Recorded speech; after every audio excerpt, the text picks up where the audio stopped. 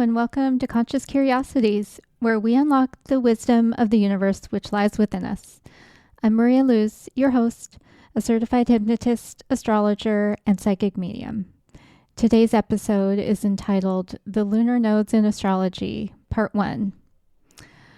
So, if you are newer to astrology and you're just getting the gist of your sun, your moon, your ascendant, and maybe the flavor of the planets in your birth chart, then I was thinking the north and the south nodes of the moon will provide the big picture context for all of that juicy information and the details that you've been gleaning from your discovery so far.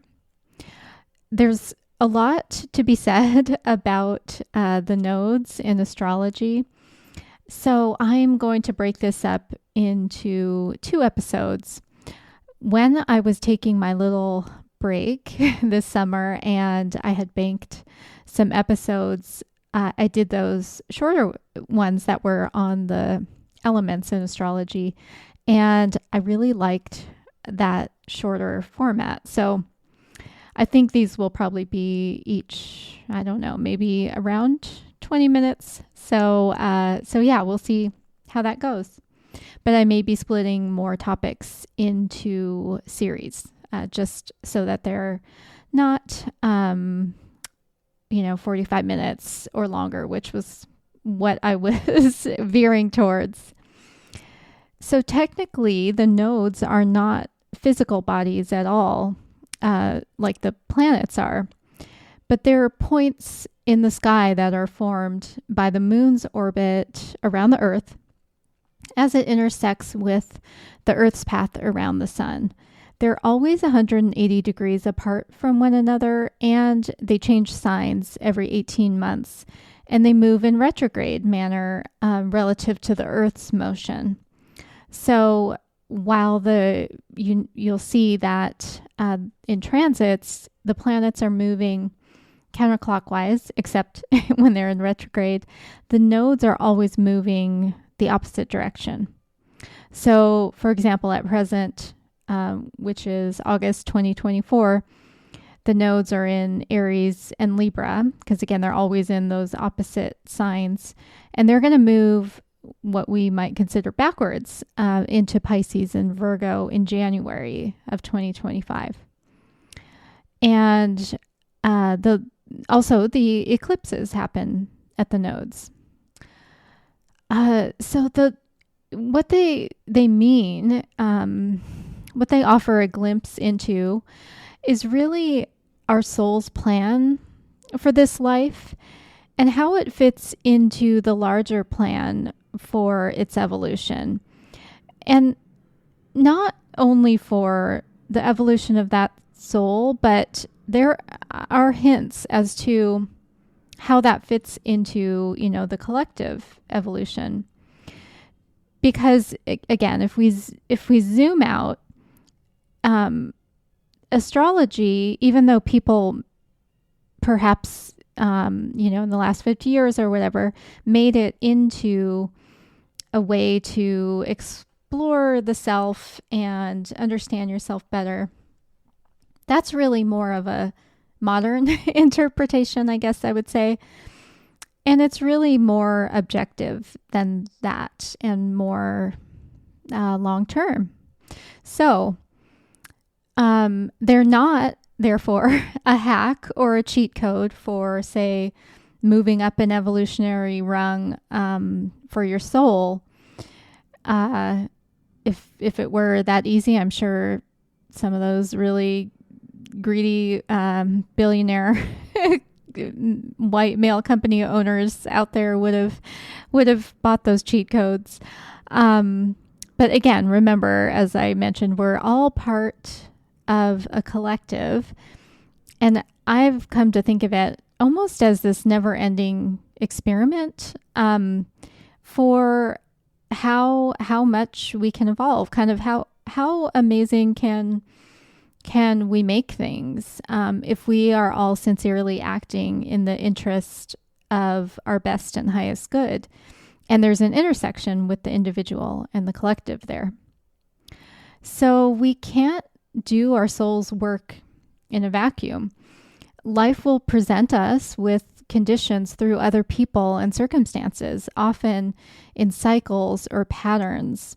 And it's through our chosen response to each iteration that we cumulatively evolve, both individually and collectively. So in this oldie but goodie book called Karmic Astrology, it's by Martin Schulman. I forgot to put the date of publication in here, but I think it was in the maybe early 70s. So he puts the relationship between chosen response and evolution this way. Quote, "Two different individuals confronted with the same events or circumstances handle themselves differently, one running away from the event and the other coping and rising with it to the highest karmic possibility. The first individual has to repeat the event again and again, while the second individual is ready to move on to new lessons. As the days pass into months and years and lifetimes, the second individual will be rising into higher levels of karma more rapidly, while the first individual could very easily be dealing with the same basic elemental karmic lessons for an eternity of lifetimes." Okay, so note that I really believe the soul decides on how many lifetimes to pursue evolution through human incarnation. And again, there's a collective aspect in there as well, where these soul plans are intertwined with the larger creator and all the other soul plans that are participating in this act of creation. So most astrologers agree that the South Node is associated with our past life habitual emotional patterns.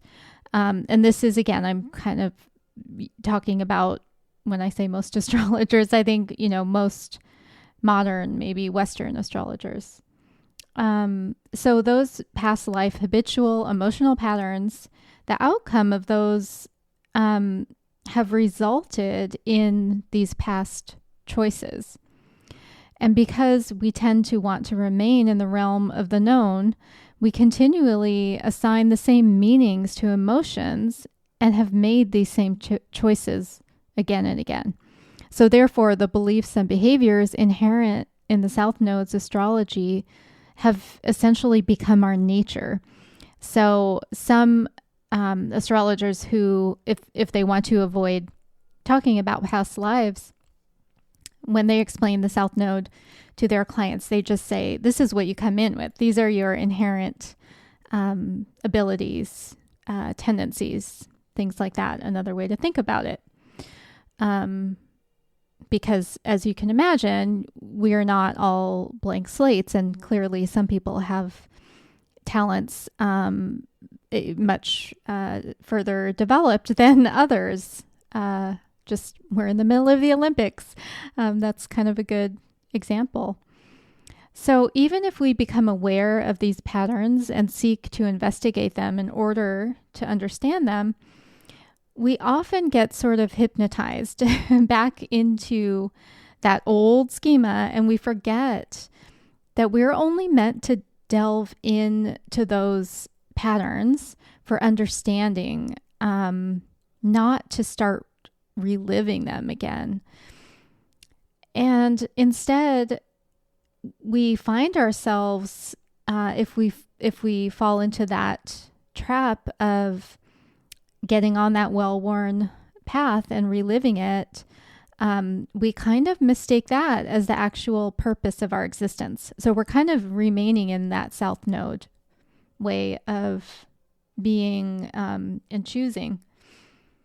And I think relationships are maybe a prime area where we've all experienced that deja vu sensation, or I shouldn't say all, but many of us, whether it's a romantic relationship or a friendship or a family relationship, it's like this is a different person and a different time, yet here we are in the same unsatisfying way of relating to one another. kind of the same arguments with different person on a different day. And there's this common misconception that we are meant to totally, forget or erase our south node tendencies and then master our north node in our lives. And if we accept that our soul wishes to evolve through human experiences, then we can see we wouldn't want to waste all of that accumulated experience. Rather, we wish to experience conditions with the old knowledge acting as simply information and not a predisposed belief that's going to spit us into the same pattern. So we can then react differently in a similar condition. And with that different action, we're going to acquire new knowledge and skills to integrate with what we came in with. And the nodes describe the predominant condition or pattern of experiences the individual will face in this life. We also look to the placement of the planetary rulers of the nodes to understand the actual evolutionary aims which lie beneath the conditions or experiences. And together, they help us know why our soul would set us up with this nodal placement. And the full picture can really only be seen, I know I say this all the time, but by looking at the birth chart in its entirety and then assessing it in the context of the actual person who's here. What is their level of consciousness to something that's greater than themselves? That's an important piece, because remember, the birth chart is specific to the place and time, and so those are chosen. The parents, chosen, that could lend itself to someone being in a certain level of awareness to metaphysics. And if you're feeling enticed to, I just realized I've been just speaking in these very theoretical terms and concepts. Maybe it's because we're just coming off of this big full moon. It's, as I record this, it is just maybe 3 hours past the full moon on August 19th. So anyway, if despite my rambling into past lives and metaphysics and what's beyond the individual, if you're feeling enticed to explore the nodes, I am going to provide some basics here that are by house and by sign, so that there is a way to put this into practice by exploring your own chart. And I'll also include in the show notes the books which are specific to the nodes and which I have worked with in the references for this show. But in full disclosure, as I practice the Jeffrey Wolf Green lineage of evolutionary astrology, just know that for me, the nodes are really only a part of a really complex paradigm that centers around Pluto in the birth chart. So the nodes really, in the way that I practice astrology, they can't be used solely to get at the soul's intent. And of course, as a Scorpio rising, I would be drawn to such a method, being firmly in Camp Pluto, which is the modern ruler of Scorpio. And I'm just in love with the intricacies of human nature and transformation, which are part of the Pluto world. So let's look at the house in which your North Node resides. And generally, this tells you which area of life you will be prompted to behave in a way that will contribute greatly to your soul's evolution. And I suppose another way to think about it would be your dharma, or what is your purpose, or your reason for for being here, and when you would feel in flow with that.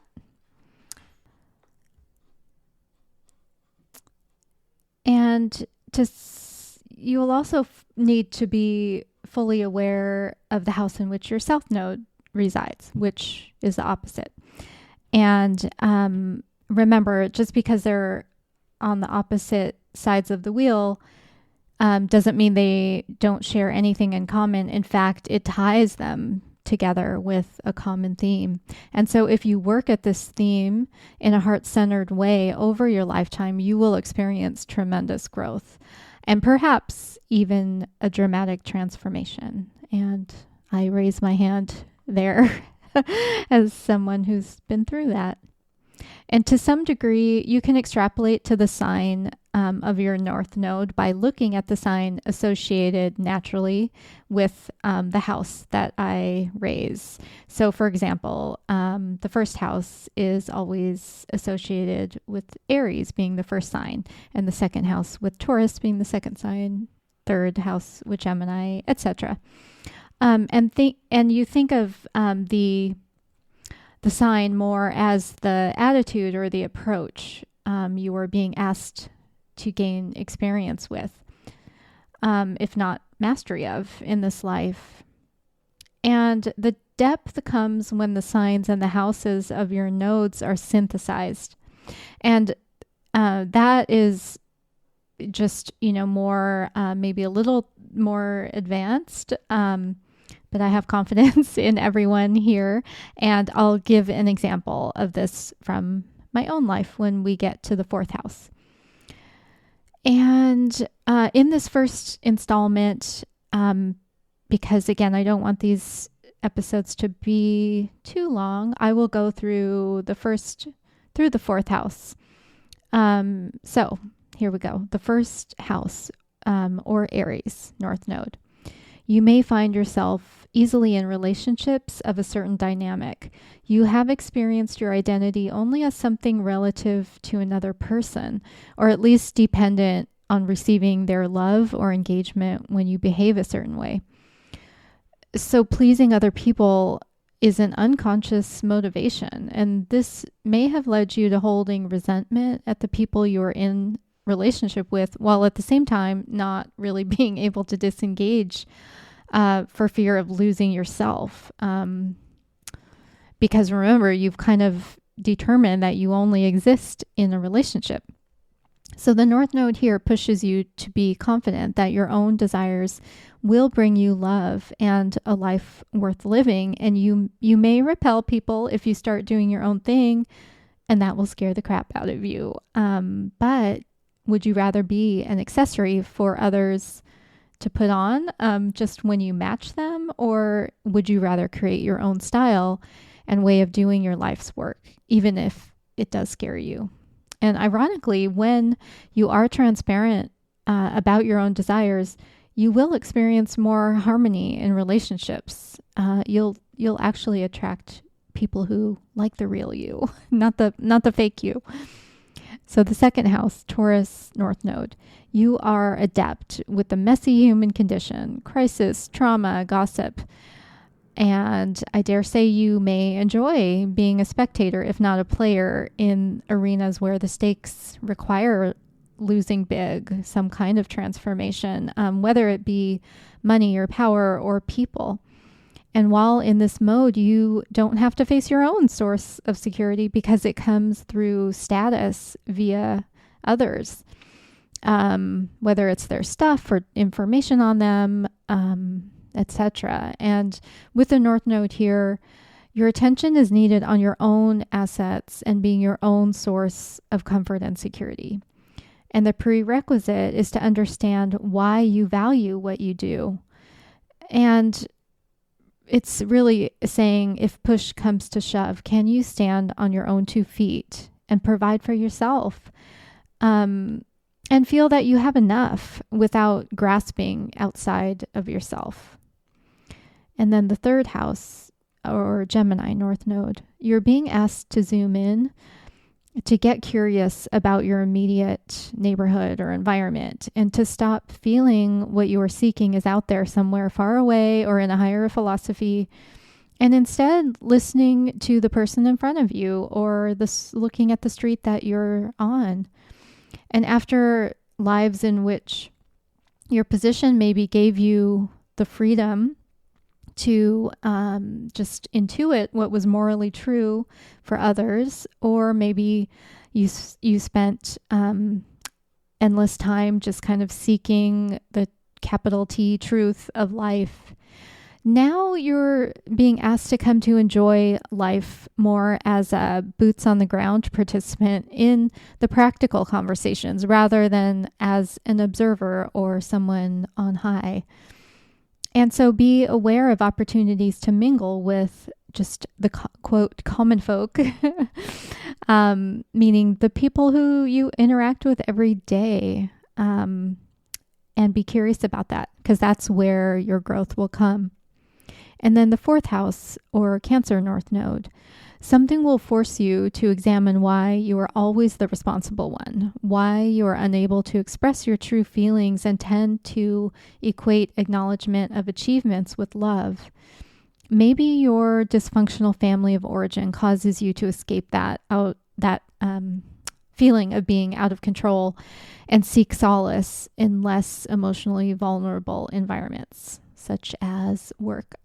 The lack of fluency in feelings will really keep you focused on the objectives of the group, rather than, say, how the group feels about those objectives.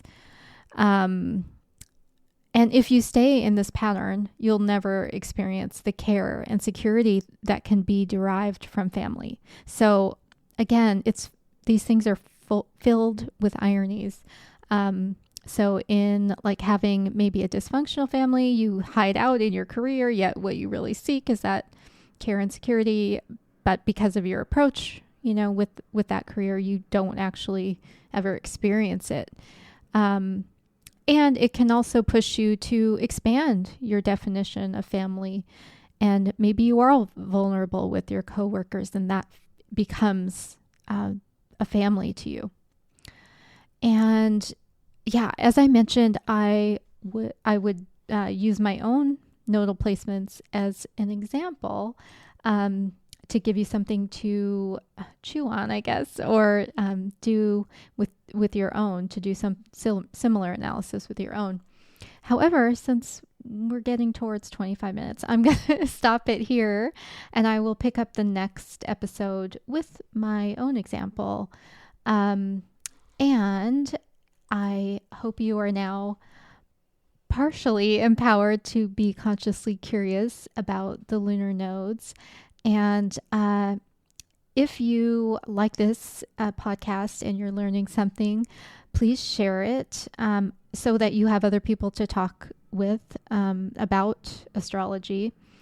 I think with things that are going on in the world, I think it's a helpful language, because it does zoom out quite a bit, and it gives an impartial kind of foundation or space to discuss things using the archetypes of astrology. And and if you want to have your own birth chart read, or any of my other services such as hypnosis or mediumship, you can use the coupon in the show notes. And there's also a lot of written analysis on my Substack if you want to go back and actually study and learn about your own astrology. So that is where I will leave it. I wish you a wonderful day, and I will talk to you next time. I really appreciate you listening. Thanks, and bye-bye.